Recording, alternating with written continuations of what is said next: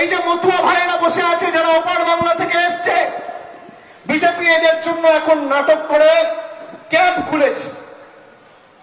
একজনকেও নাগরিকত্ব দেয়নি। আর আমি বলি শুনুন, মতুয়া ভাইয়েরা, রাজবংশী ভাইয়েরা, এদের ফাঁদে পা দেবেন না।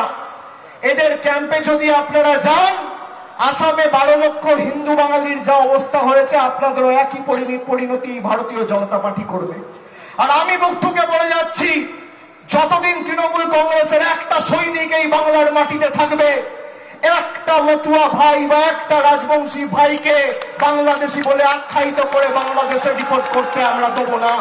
তার আগে আমাদের মৃতদেহের উপর দিয়ে ভারতীয় জনতা পার্টি এবং কেন্দ্র সরকারকে পেরোতে হবে। আপনারা এদের ফাঁদে পা দেবেন না। যেই এদের ক্যাম্পে যাবেন, আমি তো শুনছি এখন মতুয়া মহাসংঘের কার্ড দিয়ে 800 টাকা করে তোলা হচ্ছে। এই হচ্ছে বিজেপি। আপনার আবেগ নিয়ে যারা ছেলে খেলা করে, ধর্মের নামে যারা রাজনীতি করে, যারা বাংলায় ধর্মের নামে বিভাজন করে, বাংলাকে অনুতপ্ত করার ষড়যন্ত্র চক্রান্ত বছরের পর বছর এরা করেছিল, এদের ষড়যন্ত্রের আগুনে বাংলার 10 কোটি মানুষ ঐক্যের প্রদীপ জ্বালিয়ে বাংলার সাম্প্রদায়িক সম্প্রীতি কাকে বলে তুলে ধরে বাংলার ভালোবাসা, সংস্কৃতি, ঐতিহ্যকে অক্ষুণ্ণ রেখেছে। আমি বাংলার 10 কোটি মানুষকে কৃতজ্ঞতা জানাই, প্রণাম জানাই। হট করে এসআইআর ঘোষণা করে দিতে হবে, তার কারণ বিজেপি বাংলায় 2021-এও হেরেছে, 16-তেও হেরেছে, 19-এও হেরেছে, 24-এও হেরেছে।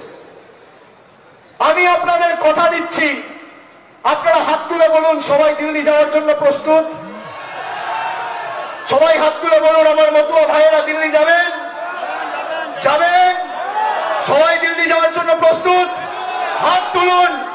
বাংলার ক্ষমতা কি আমরা দেখাবো? বাংলার ক্ষমতা কি আমরা দেখাবো? দিল্লি যাওয়ার জন্য প্রস্তুত? বিজেপিকে জবাব দেওয়ার জন্য প্রস্তুত?